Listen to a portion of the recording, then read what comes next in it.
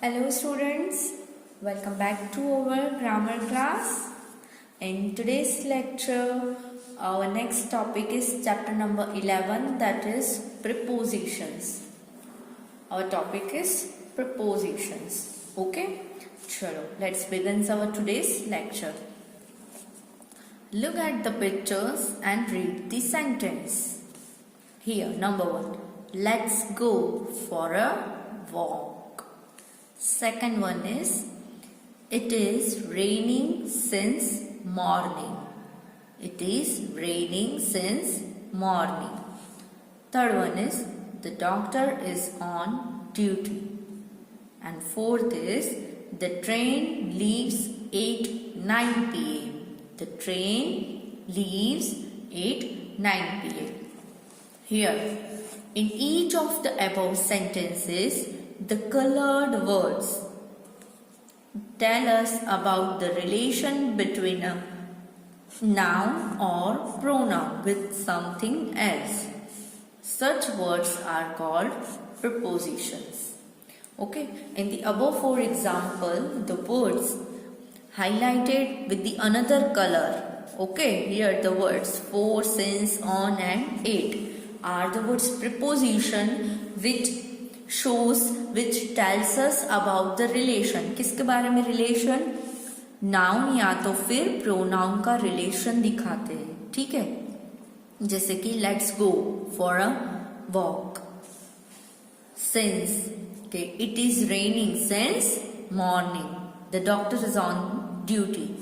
The train leaves at 9 p.m.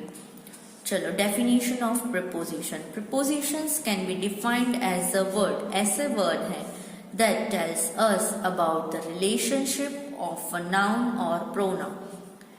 ऐसे word जो हमें relationship बताता है किसकी, noun की pronoun के साथ या तो pronoun की noun के साथ, उस word के साथ related with another word in a sentence. अगर सेंटेंस में नाउन दिया है तो उस वर्ड के साथ उसकी क्या रिलेशन है वो, अगर नाउन की प्लेस पे प्रोनाउन दिया है तो वो प्रोनाउन का उस वर्ड के साथ क्या कनेक्शन है, उसका रिलेशन हाईलाइट करने के लिए यहाँ पे प्रीपोजिशन हम यूज करते हैं. जैसे कि यहाँ पे दिया है let's go for a walk, हम लोग चलते हैं वॉक पे, तो वॉक एक अनदर वर्ड है, उसका रिलेशन क्या बताया कि फॉर अ वॉक, उसके साथ उसका क्या रिलेशन है वो उसमें आइडेंटिफाई कर दिया. ओके, तो चलो देखते हैं. A preposition can be written before the noun और प्रोनाउन इट इंडिकेट्स. जो वो एक्शन इंडिकेट करता है नाउन और प्रोनाउन को हाईलाइट करके उसी के प्लेस के आगे क्या आता है प्रीपोजिशन का वर्ड हम प्लेस कर सकते हैं. But in certain cases it comes after the word it indicates. But जिसको वो indicate करता है some cases में उसके बाद भी आता है. जैसे कि let's see, the clouds are in the sky. Clouds कहाँ है? In this sentence the preposition is in the middle. Whom is she talking about? वो किसके बारे में बात कर रही है? Whom is she talking about? In this sentence, the preposition is at the end में है preposition. Yes. Next, I place my book on the table. I place my book on the table. Book noun है, वो table पे कहाँ रखी है? उसके ऊपर, उसकी पोजीशन बताई. ठीक है. So in this sentence, preposition on कहाँ पे यूज हुआ है? Again middle में. Next. Here is the man you talked about. यहाँ पे जो मैन है उसके बारे में जिसके बारे में तुम बात कर रहे हो वो मैन यहाँ पे है. Okay, in this sentence the preposition is at end. Preposition means noun या प्रोनाउन के साथ में हमने जो अदर वर्ड्स यूज किए हैं उसकी एग्जैक्ट पोजीशन, ओके, उसके साथ क्या रिलेशन में वो वर्ड यूज हुआ है वो इंडिकेट करता है. ठीक है, तो ऐसे कौन से दूसरे प्रीपोजिशंस हैं? Let's see. On, down, by, beside, below, around, above, at, among, between, along, across, about, up, towards, since, after, before, until, under, over, upon, outside, inside, since, in front of, through, within, behind, during, down, to, with, but, beyond, beneath, onto, upward, round, unlike. ये सारे कौन से words हैं? Prepositions हैं. Okay, now we will study this one by one along through the kinds of prepositions. Okay, now kinds of prepositions. There are mainly 4 kinds of prepositions. Number 1 is preposition of time, preposition of place and moment. Third one is prepositions of travel and prepositions of direction. Okay, we will learn one by one. Now preposition of time.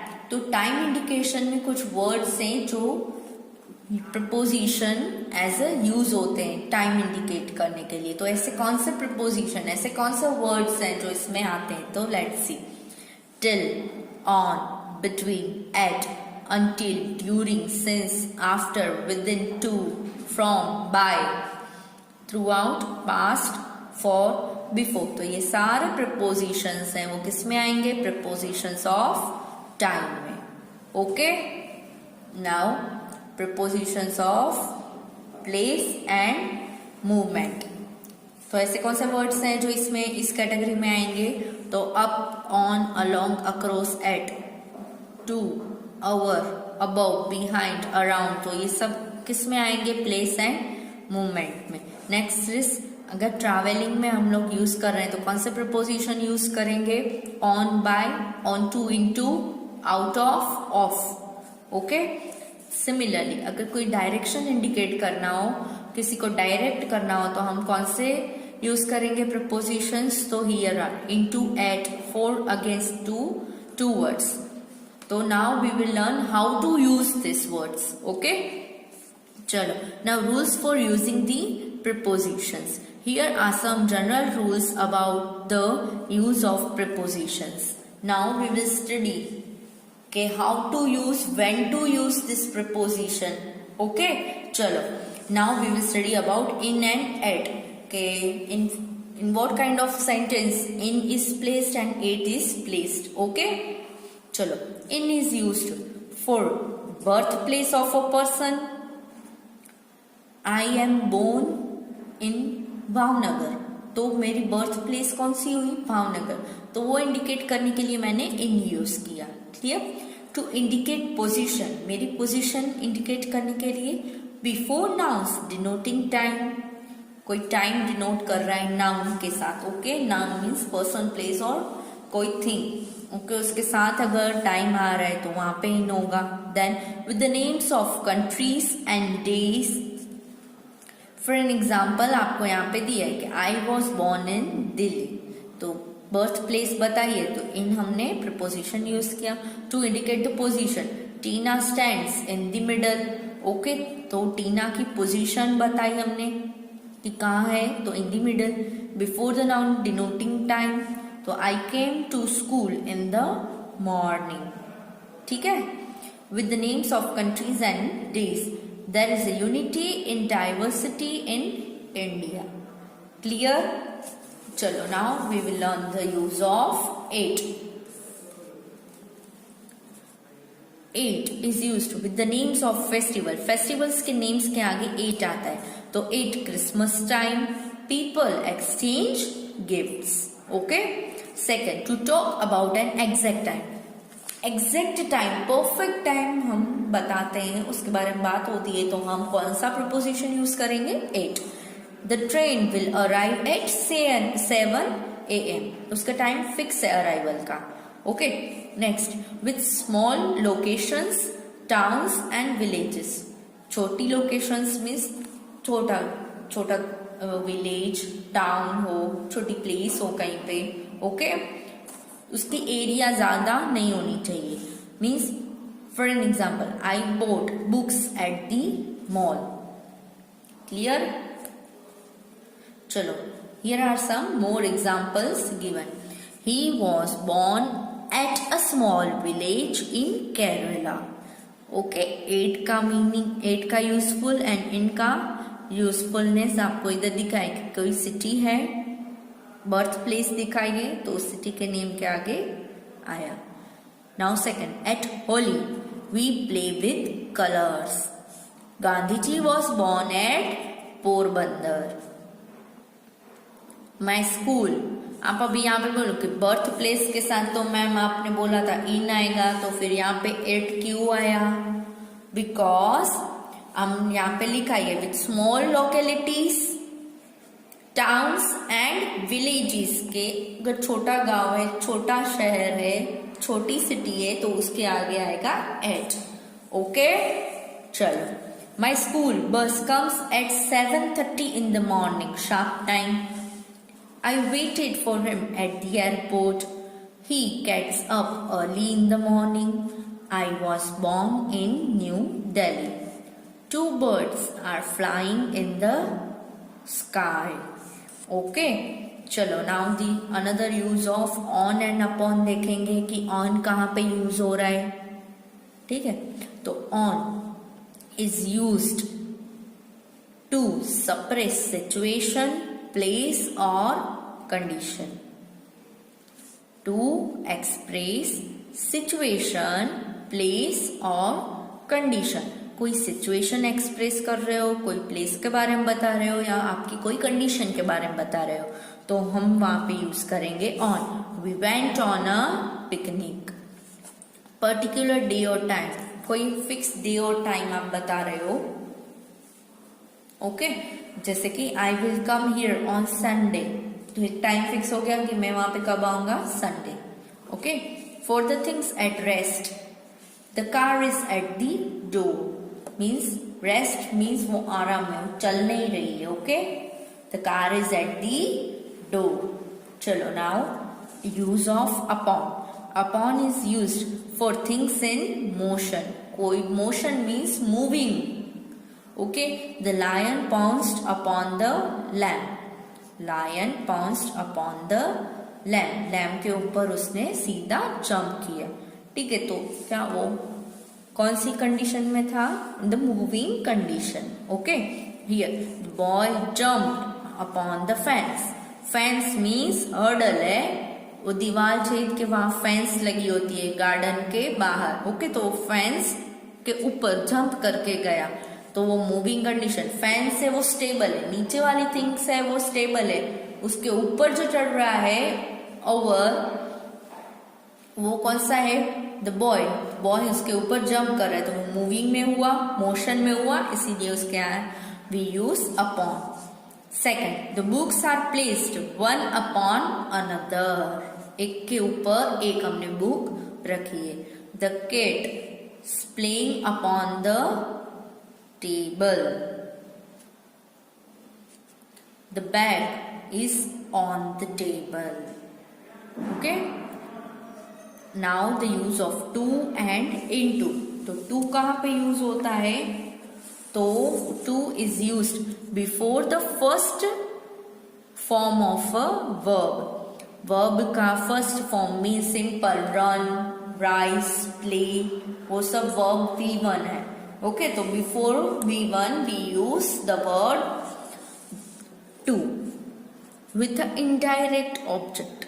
Okay, to indicate some kind of comparison, to denote movement from one place to denote movement from one place to another. जैसे कि example है, I shall go to meet my dad. Okay, ये meet है वो V1 है, verb है, simple verb के आगे।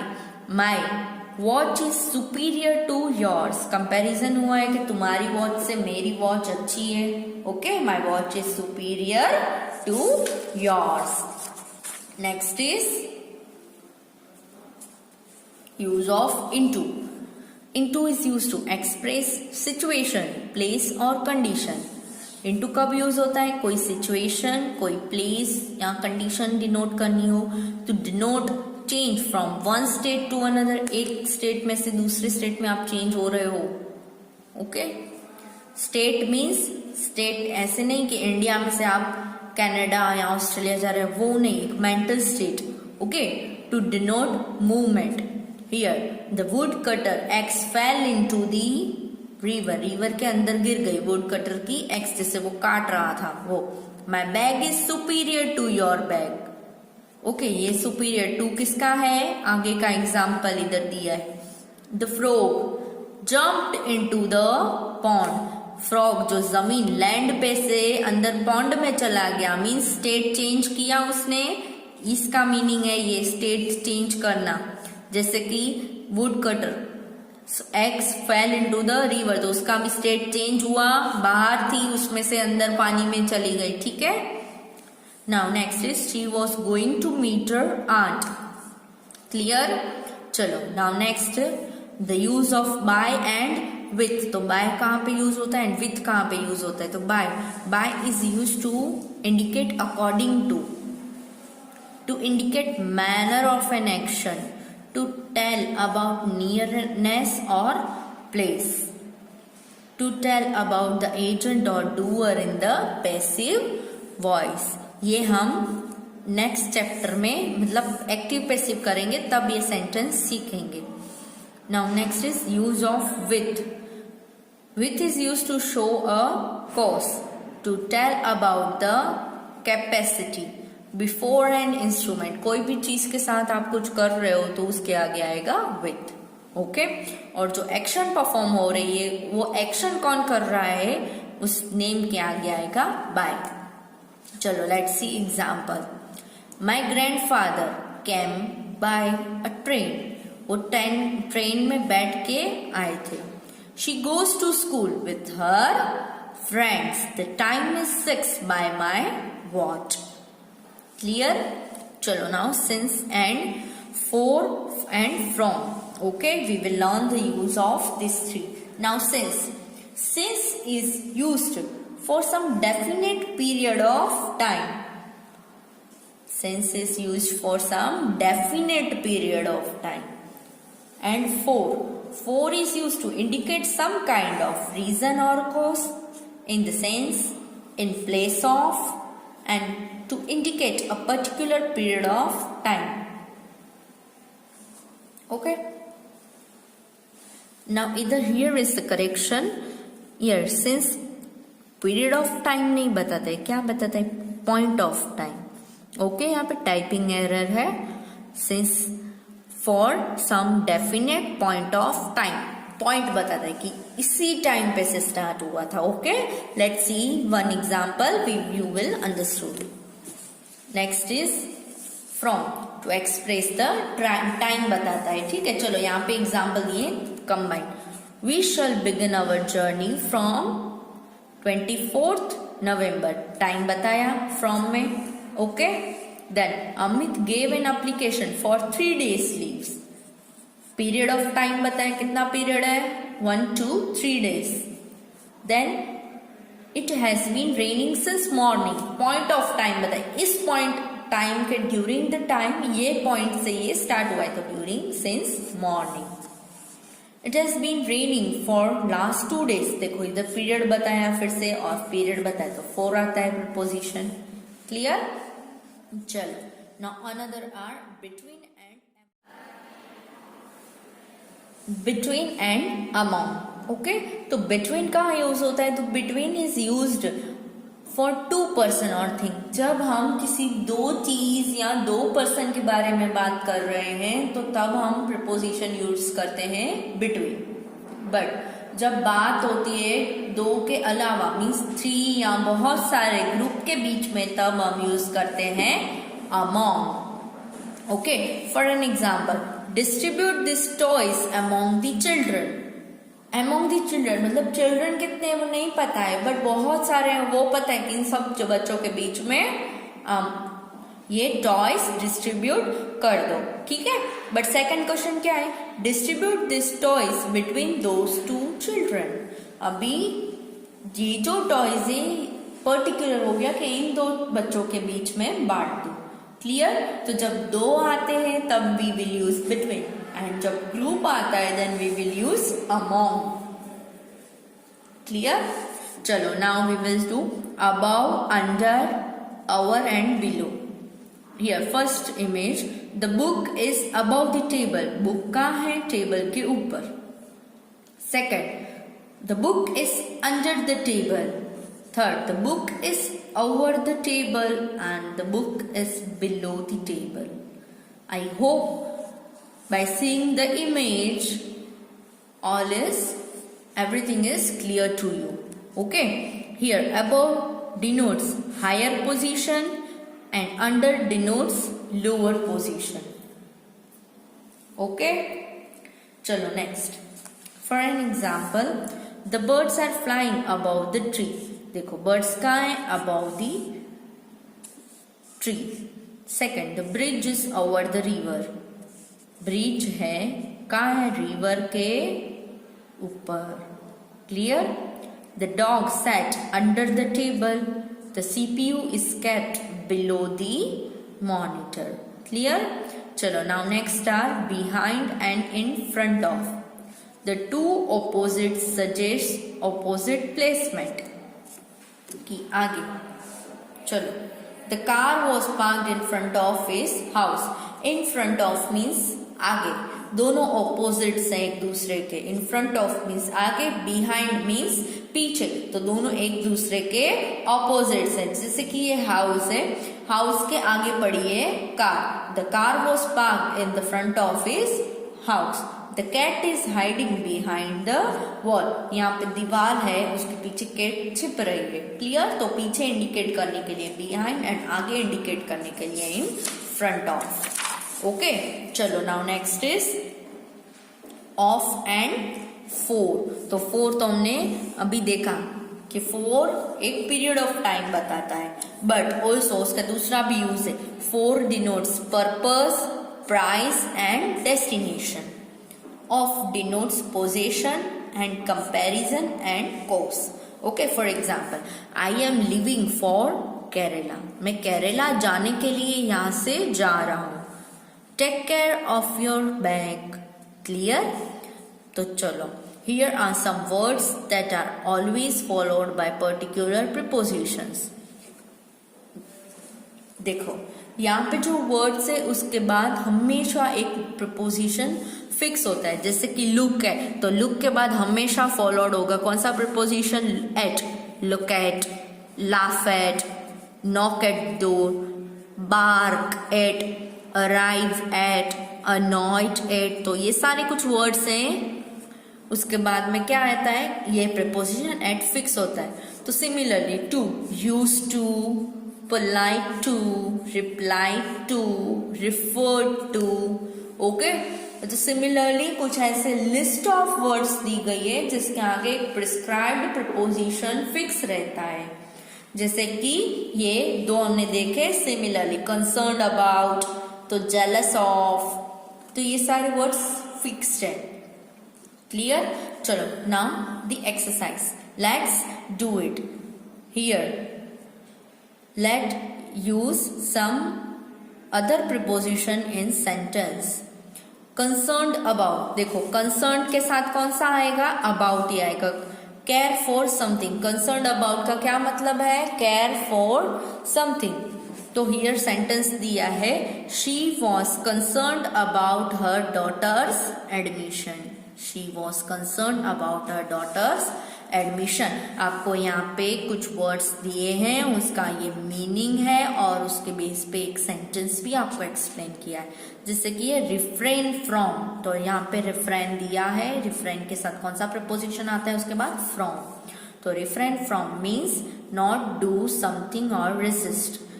We should refrain from all bad habits. Clear.